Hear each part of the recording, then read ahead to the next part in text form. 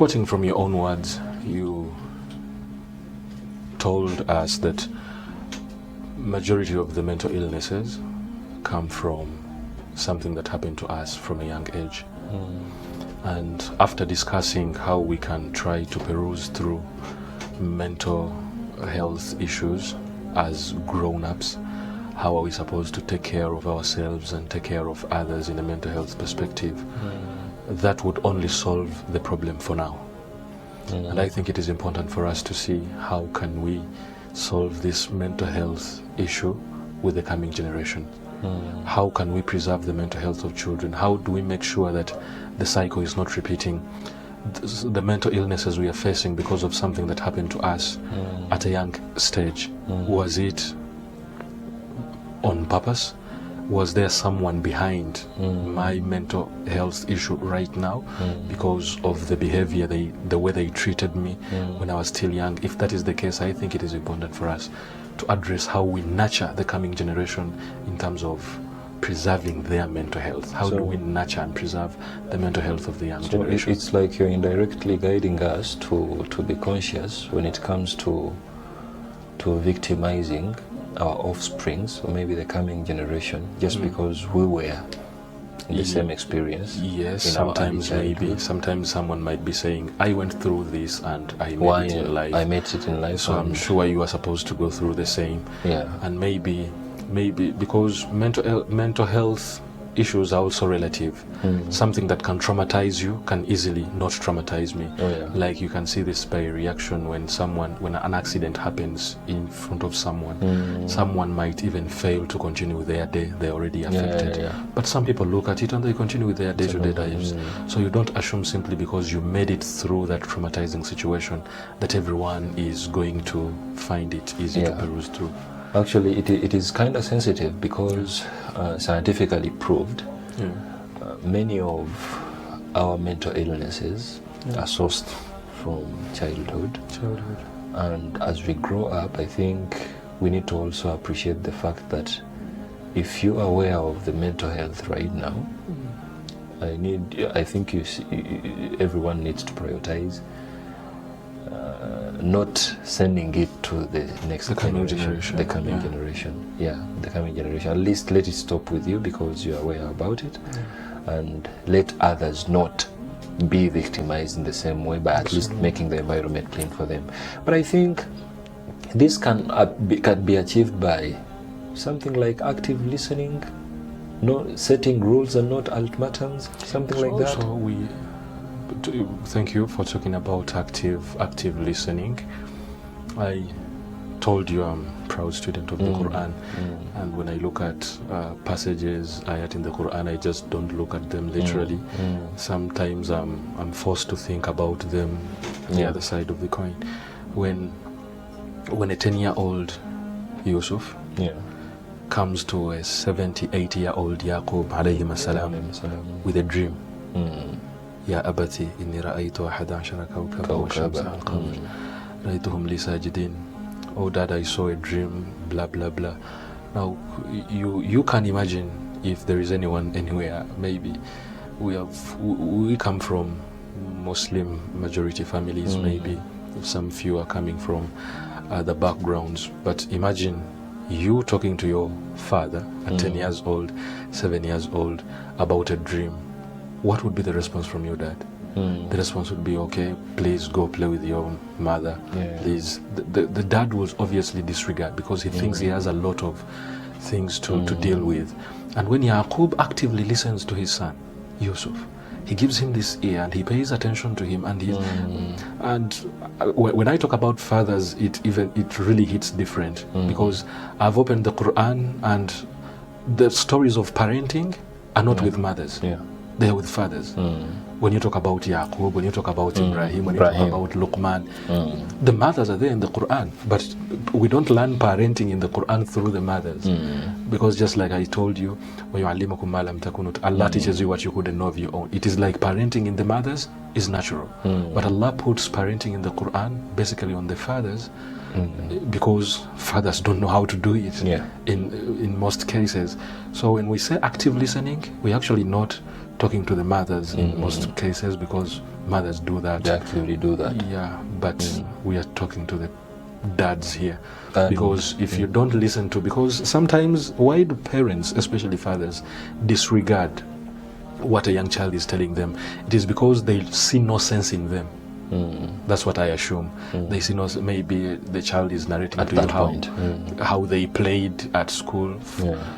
Of course, to you it has no sense, but to them it has sense. And if we disregard what the child is going through right now, in what he terms to be sensible, and you don't consider it sensible, even the things that make sense to you as they grow up, maybe if they're a girl and some boy is disturbing them, they won't feel comfortable talking to you about this case, because the last time they came to you talking about, you are not actively listening, you are disregarding them. So when we actively listen, we open doors of open conversations that these children, this young generation feels free to talk to us about anything, because we are their source of support. And actually the guidance comes from you, so it doesn't make sense to guide someone when you don't know what they're going through. And active listening, this is what I would basically understand if we are using the word active and listening. There's a lot to learn from someone who is listening. Like, if you listen, you learn a lot than someone who overspeaks. Someone who listens actively has the ability to learn from the said and from the unsaid, because you're tasking yourself to read the tonation, you're tasking yourself to read the expression, you're tasking yourself, like you're actively listening and reading whatever is coming with that. So that means if you're actively listening, you have an extra mile of knowing something than someone who is basically hearing and not paying attention to what they're listening at. So I basically think, even when you're dealing with the young ones, the next generation, active listening is really going to help us into making sure their mental health is in check. And actually this calls off the child abuse and harassment punishments, because if we have myths and misconceptions of when you give birth to a boy, then you make sure you make everything hard for them to make sure they become a man. How many parents have taken up the responsibility to equip themselves with the right skills of grooming up a boy and grooming up a girl, and so whatsoever, to make sure at least the mental health is protected even when they're in the same journey. And another percentage of people today are affected mentally because of family conflict that was happening when they were still young.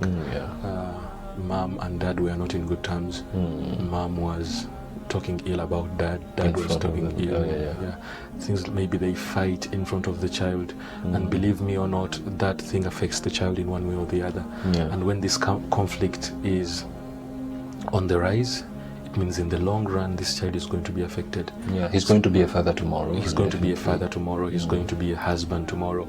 So depending on where they grew up, it means the cycle is going to continue. So if, as the growing generation, we learn how to resolve family conflicts among couples, among husband and wife, at mom least to remember that you're a father before going into a fight. Because look at this child, because especially as Muslims, we don't look at marriage as a satisfaction of the man and woman's desire, but this child is a goal of marriage. Family formation.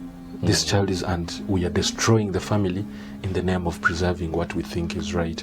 So I think we need to focus on how do we resolve conflict when it comes our way. Maybe not for us, but for this coming generation too. Exactly, because that's the purpose of life, and specifically with marriage. And talk about divorce, when marriage doesn't work out. Some societies have no respect with that. So the kids end up being like at a cost of the victims of whatever is happening. Because imagine giving birth to, being a father to a young one, and you spend 10 years without seeing them. Of course, I don't want anything to do with that lady. That is a message indirectly. Even when you come in play after some time, It's not going to be a black and white story. There is a lot that is going to be in the mind. So it means scholars out there have to dedicate some few times for them to address the Islamic doctrine about divorce. Because I think I'm made to believe that divorce does not mean we are living on bad terms. True. Sometimes divorce is supposed to be we are living but on good terms. We are actually not going to forget the good between us, ma'ruf. All that has to come in place. But our notion today will be like, if we are separating, we are separating for good. I have nothing to do with you. If we have children, maybe stay with them. So a child is going to grow up not knowing who the father is. Maybe the father is going to take up the child not knowing who the mother is. And obviously a child, research says a child who has grown up with both parents in the picture cannot be the same like the child who has grown up with one or no parents in the picture. And so the mental health is preserved. And talking about that also takes me to a point of bullying and teasing. And also talk about at least trying your level best to make sure the traumatic experiences are not directed to the child, to these young ones. Definitely protecting them from that. If at all, it shouldn't actually be given to them. If you have an opportunity to protect them from a traumatizing situation, then so be it. Maybe two grown up people, two adults are fighting in public, and you try to close the eyes of this child and say, don't look at that. Or maybe an accident is happening and you protect them from seeing it. Because these things might seem small, but in the long run they affect the mental health of this child.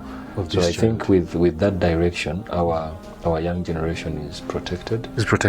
And in future there will be at least a band of people who are at least not so sensitive is the topic that even the Prophet says, if you are giving your children, give them equally. True. You focus on the equity point of it when you're giving your children. Why would you give one child a gift and don't give the other? Why would you kiss one child and don't kiss the other? This would create a problem in the long run. A child might think maybe dad loves them more than they love me, and that affects them. Try to encourage them even where failure has come in life. A child has not passed well on the exam, encourage them, please read your books harder. So by doing that, we are nurturing a generation that is not going to look at failure as the end of life, because majority of the mental health cases would be, since I'm failing, that is the end of my life and that is the end of me. Parenting is actually a task, and if we want to make our next generation free from mental illness, then at least we need to check our parenting tips and parenting styles. Not only parenting, but we need to look at as the growing generation, look at all the young ones in our society, as the coming generation.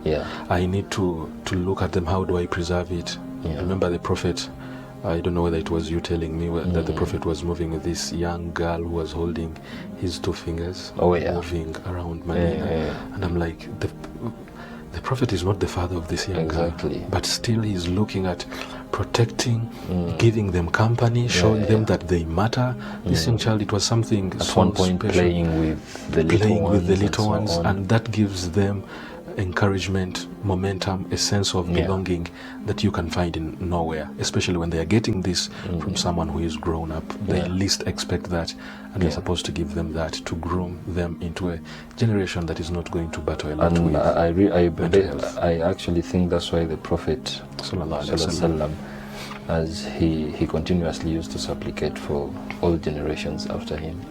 It was like, may Allah subhanahu wa ta'ala give them the best of health. And it doesn't basically make sense when you're putting it to physical health. Mental health is also part of that. So may Allah subhanahu wa ta'ala see us through that and call off the mental illness from our societies, and maybe from all the possibilities that drive us to that. Amen.